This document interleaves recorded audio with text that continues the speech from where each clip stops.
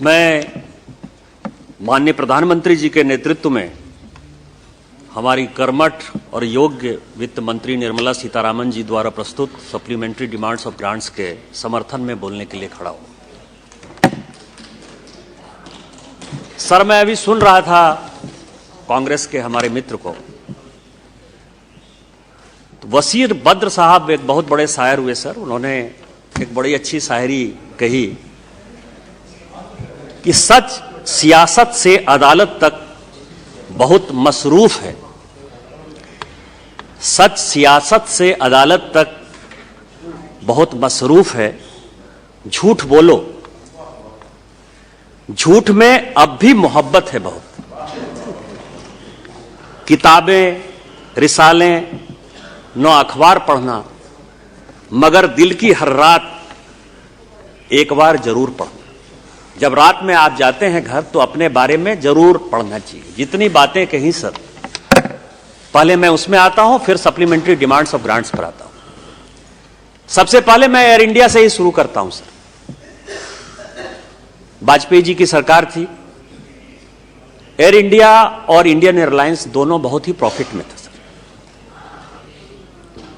वाजपेयी जी की सरकार चली गई 2004 में। दुनिया के जितने अर्थशास्त्री हैं वो सब इस सरकार को चलाने लगे सर।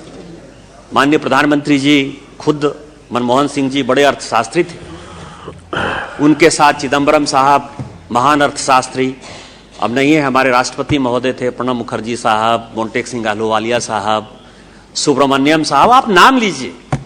इस देश में जितना टैलेंटेड इकोनॉमिस्ट थे सब के सब कांग्रेस की सरकार को चलाते थे। 2004 से लेकर 2014 तक उन्होंने चलाया और उन्होंने एक फैसला किया सर कि एयर इंडिया और इंडियन एयरलाइंस को जो है हम मर्ज कर दें। बहुत अच्छा हुआ, कभी मर्ज नहीं हुआ सर।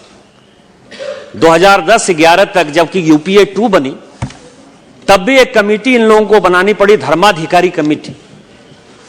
और धर्माधिकारी कमेटी ने यह कहा कि एयर इंडिया का जो एम्प्लॉय का टेंशन है वो अलग है, उनका जो एम्प्लॉयमेंट का जो कॉन्ट्रैक्ट है वो अलग है, इंडियन एयरलाइंस का अलग है। कभी मर्ज नहीं कर पाए। इन्होंने क्या किया सर, जिस ऑर्गेनाइजेशन के पास पैसा नहीं था, मर्जर के बाद जिनकी की कोई भी हैसियत नहीं थी जहाज खरीदने की, यदि मेरे पास ये सॉल खरीदने की हैसियत नहीं है सर, तो मैं कैसे सॉल ये ले सकता हूं। इन्होंने क्या किया, इन्होंने तय कर दिया कि मुझे 108 हवाई जहाज खरीदना है और उसके लिए भारत सरकार ने सॉवरेन गारंटी दे दी।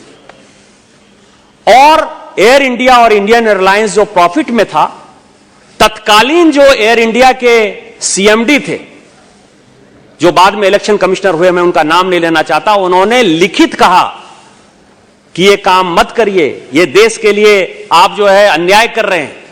लेकिन जब कमीशन खोरी की सरकार हो सर तो क्या करती है, उसने उस सॉवरेन गारंटी में एयर इंडिया और इंडियन एयरलाइंस को ऐसा फंसा दिया, उस लेगेसी से आज तक हम नहीं निकल पाए। और फाइनली मैं भारत सरकार को और सीतारामन जी को बधाई और धन्यवाद देना चाहता हूं कि हमने फाइनली एयर इंडिया को जो 5,000 से लेकर 10,000 करोड़ प्रत्येक साल देते थे, आज हमने उस पर विराम लगा दिया है। इसके लिए आप बधाई नहीं देंगे, बधाई के बदले मुझे कहेंगे गलती आपकी, चोरी आप करिए और दोषी हमने क्या किया। और इस पार्लियामेंट में लगातार, मैं जिस दिन से सांसद बना 2009 से लेकर 2014 तक, कम से कम 10 बार, गुरदास गुप्ता साहब अभी नहीं है, लगातार मैं इस सरकार को आगाह करता रहा कि आप एयर इंडिया के लिए कुछ करिए, आप एयर इंडिया के लिए कुछ करिए, लेकिन कुछ नहीं कर पाए। आज यदि सरकार ने किया तो बधाई और धन्यवाद देने के बदले आप उसके ऊपर क्वेश्चन कर रहे हैं। दूसरा सवाल है ऑयल बॉन्ड का सर। इन्होंने प्राइस की बात की, एलपीजी की बात की, क्योंकि इस बजट में 29,000 करोड़ रुपया जो है एलपीजी की बात है। मैं उसको रिपीट नहीं करना चाहता क्योंकि पिछली बार मैंने बोलते हुए काफी कुछ चीजें कह दी। पूरे दुनिया में प्राइस बढ़ रहे हैं, दुनिया में तेल के दाम बढ़ रहे हैं। आपने जो कहा वोट बैंक की पॉलिटिक्स, वोट बैंक की पॉलिटिक्स हम करते हैं, झूठ की पॉलिटिक्स हम करते हैं कि आप करते हैं। आपने तो गुजरात चुनाव का उदाहरण दिया, आपने तो हिमाचल चुनाव का उदाहरण दिया कि प्राइस बढ़ नहीं रहे, लेकिन आपने जनता को क्या गुमराह किया। आपने जनता को यह कहा कि दुनिया में $120 पर बैरल हो जाए, $110 पर बैरल हो जाए, मैं जो है पेट्रोल डीजल के दाम जो है कंट्रोल करके रखूंगा। और उसके लिए क्या रास्ता आपने अपनाया? क्योंकि कोई कंपनी घाटे में तो नहीं चल सकती है, आपने ऑयल बॉन्ड जारी किए। और उस ऑयल बॉन्ड की जो मैच्योरिटी है वो किसको पूरा करना पड़ रहा है? 2014 तक। क्योंकि आपको यह पता था, आपने इस देश में ऐसी ऐसी चीजें लागू की, कांग्रेस को यह पता था कि उसने इतना करप्शन कर लिया है, जनता में उसकी इमेज इतनी खराब है कि दोबारा उसको वापस नहीं आना है। और इसीलिए ये चीजें माननीय प्रधानमंत्री जी के माथे पर और जो वित्त मंत्री है वित्त मंत्रालय के माथे पर थोपने के लिए आपने ऑयल बॉन्ड जारी किया। आज ऑयल बॉन्ड को रिटर्न करने के लिए पैसा देना पड़ता है। और यदि हम ऑयल कंपनी घाटे में नहीं जाए और दूसरा जो है कभी हम अपने आम गांव गरीब किसान बच्चों को जो है कर्ज उसके माथे पर नहीं चढ़ाएं, यदि हम पैसा ले रहे हैं, कौन सा अन्याय कर रहे हैं? इसका क्या चुनाव में असर पड़ता है? यदि चुनाव की राजनीति होती तो हम उसको जो है 60 रुपया पर पेट्रोल और डीजल का दाम ले आते। माननीय मोदी जी ही एक ऐसे हैं जो सबका साथ सबका विकास का काम करते हैं। कोई भी जो है वो वोट बैंक की पॉलिटिक्स नहीं करते हैं, वो आम गरीब जनता की पॉलिटिक्स करते हैं। तीसरा सवाल यह है सर, हेल्थ पर इन्होंने कहा, हेल्थ पर है ही। आप समझें कि पूरी दुनिया ने कोरोना में जो भारत सरकार ने किया, माननीय मोदी जी ने किया, पूरे देश को एकत्रित किया, 130 करोड़ लोगों की यदि जान बची। आप हेल्थ सेक्टर में कहते हैं कि डाउन हो गया। मैं तो कोरोना के बाद संजोग ऐसा हुआ सभापति महोदय कि मुझे दुनिया के लगभग 50 देशों को घूमने का मौका मिला। मैंने अमेरिका भी देखा, मैंने यूके भी देखा, मैंने यूरोप भी देखा। जितने विकसित राष्ट्र थे और आज जो चाइना अपने आप को बहुत बड़ा कर रहा है, आज भी चाइना में पूरा लॉकडाउन लगा हुआ है। कम्युनिस्ट शासन में जहां की सरकार के खिलाफ बोलना एक मुसीबत है, जहां अपने जान में जोखिम उठाकर आप सरकार का खिलाफ कर सकते हैं, वहां कोरोना ने यह हालत कर दिया कि आज वहां गांव से लेकर शहर तक, हॉस्टल से लेकर खेती किसानी तक सारे लोग आंदोलन कर रहे हैं। पूरा लॉकडाउन लगा हुआ है। पूरा न्यूयॉर्क शहर यदि आप जाइए तो पूरा का पूरा सेल पर है। वो सारी दुकानें बंद हो चुकी हैं। यूके की हालत यह है कि पिछले 6 महीने में 3 प्रधानमंत्री बदल गए। हमारा सौभाग्य है और हम बधाई देना चाहते हैं कि जिस इंग्लैंड ने, अंग्रेज ने हमारे यहां रूल किया, आज भारतीय मूल के वहां प्रधानमंत्री हैं। इसलिए मैं सुनक जी को बहुत बधाई और धन्यवाद देना चाहता हूं। लेकिन इसके बावजूद भी भारत में माननीय सीतारामन जी के कारण, वित्त मंत्री के कारण, माननीय प्रधानमंत्री जी के कारण हम 130 करोड़ लोगों का जान बचा पाए। आज पहली बार ऐसा हुआ कि कोई भी टीका होता था, पोलियो से लेके छोटा मलेरिया फलेरिया तक होता था सर, उसके लिए हम लोगों को 10 साल 12 साल जो है टीका के लिए इंतजार करना पड़ता था। आप रिसर्च डेवलपमेंट की बात करते हैं, आप हेल्थ सेक्टर की बात करते हैं, आपने कभी भी जो है एम्स बनाने का प्रयास नहीं किया, आपने कभी गांव गरीब किसानों को देखने का प्रयास नहीं किया।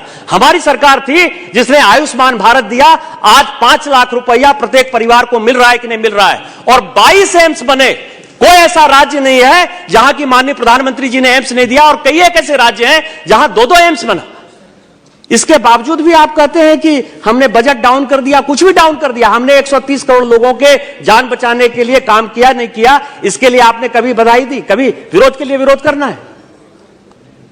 इसी तरह का डिबेट चलेगा सभापति महोदय। अब मैं आपको बताऊं कि ये डिमोनेटाइजेशन पर आते हैं। उस दिन अधीर चौधरी साहब भी बोल रहे थे सर, और आज जब स्टार्ट किया शशि थरूर साहब ने, मुझे लगता है कि घड़ी कभी कभी जब रुक जाती है तो कांग्रेस की घड़ी, मैंने उस दिन भी बोलते हुए कहा था कि 1950 में कांग्रेस की घड़ी रुक गई, इसके आगे जो है वो बढ़ ही नहीं पा रही।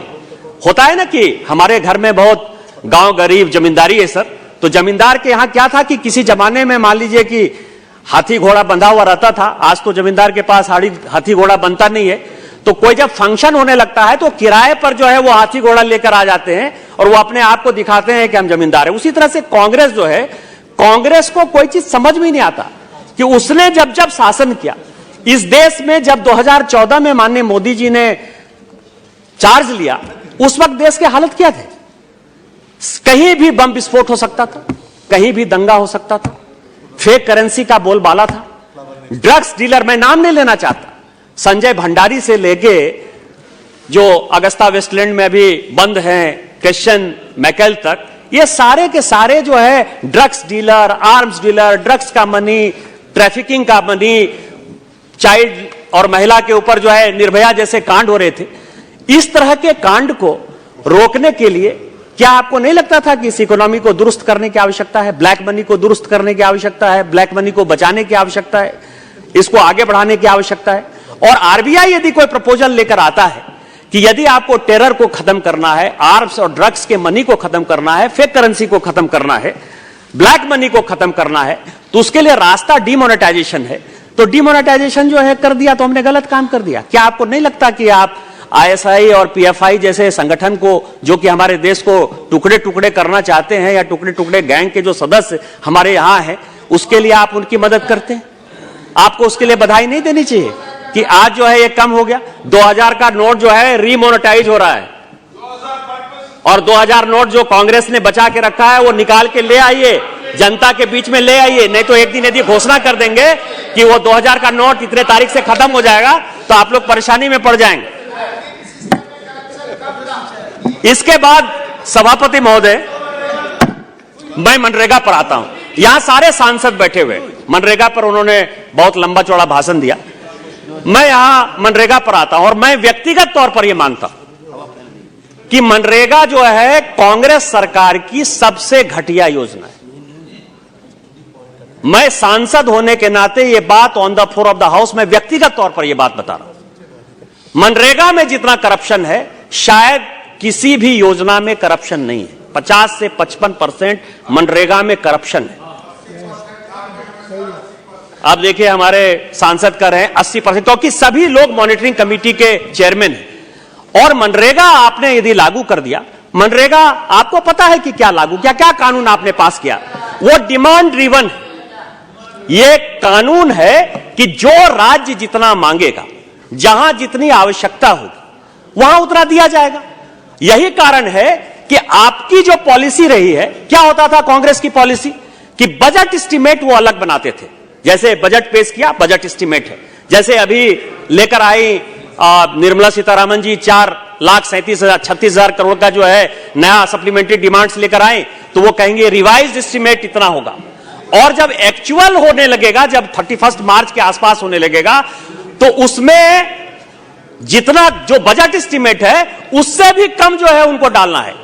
कांग्रेस की हमेशा नीति, मैंने आपको कहा ना कि देश को गुमराह करने का किसी ने काम किया, यदि इसके बैलेंस को किसी ने बिगाड़ने का काम किया, तो उसके लिए सबसे बड़ा जिम्मेवार जो है कांग्रेस है कि उसका बजट एस्टीमेट अलग है, रिवाइज्ड एस्टीमेट अलग है, एक्चुअल एस्टीमेट अलग है। हमारी सरकार है, हमारी सरकार क्या करती है कि बजट एस्टीमेट, रिवाइज्ड एस्टीमेट से जो एक्चुअल एस्टीमेट है वो और ज्यादा खर्चा होता है। और यही कारण है कि मनरेगा जैसी योजनाएं जो डिमांड ड्रिवन है, जिस राज्य को जितना चाहिए, जिस लेबर को 100 दिन के रोजगार के लिए राज्य को काम करना है, लेकिन हम तेलंगाना तो नहीं बनने देंगे ना। वहां अभी नरेगा में जो है, यहां किशन रेड्डी साहब बैठे हुए हैं, पूरा का पूरा फंड डाइवर्ट हो गया। हम बंगाल तो नहीं बनने देंगे ना, कि पूरा का पूरा बिहार नहीं बनने देंगे। आज की स्थिति ऐसी है कि राज्यों के पास पैसा नहीं है। राज्य जो है अपनी योजनाओं को गलत तरीके से चलाने के लिए मनरेगा के फंड को यदि डाइवर्ट करेंगे, तो क्या उसके लिए ऑडिट नहीं होगा? और यदि आप यूटिलाइजेशन सर्टिफिकेट नहीं भेजेंगे, तो कहां भारत सरकार को सपना आ रहा है कि वो आपको पैसा भेज देंगे? और यदि मंत्री मिले थे हमारे स्टेट का, मैं 10 डेलीगेशन लेके गिरिराज मनरेगा का और issue have been decided now, they are motivatedly targeting this. मैं ये कर रहा हूं सर कि मैं चुनाव में जो है 1.5 महीने वहां बंगाल रहा हूं सभापति महोदय, और मुझे यह पता है कि यह फंड डाइवर्ट हो रहा है।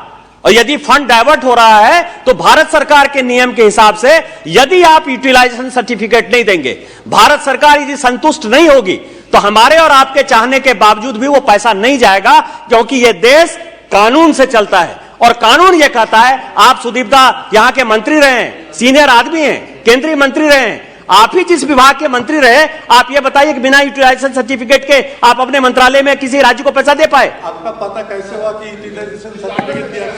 इसी कारण से होगा, नहीं तो कोई दूसरा वो Your मंत्री turn will जवाब come. देंगे। Your turn will बिल्कुल, come. मैं Your yield turn नहीं कर will रहा हूं। come. You can address. मैं यील्ड नहीं कर रहा हूं। आपका मंत्री तो Honorable, utilisation he is not yielding. Your turn will come, honorable member. You can इसके address. इसके बाद जो सबसे No. महत्वपूर्ण है, No, no. इस देश में Your सभापति turn will महोदय- come. इस देश में सभापति Your turn will महोदय come. दो लोगों में, सभापति महोदय मैं आप ही को कर रहा हूं, सभापति महोदय, इस देश में दो लोगों पर I am addressing you only, I am focusing you, आप ही की तरफ एकदम अर्जुन की तरह जो है, केवल मैं सभापति महोदय के चेयर की तरफ देख रहा हूं सर।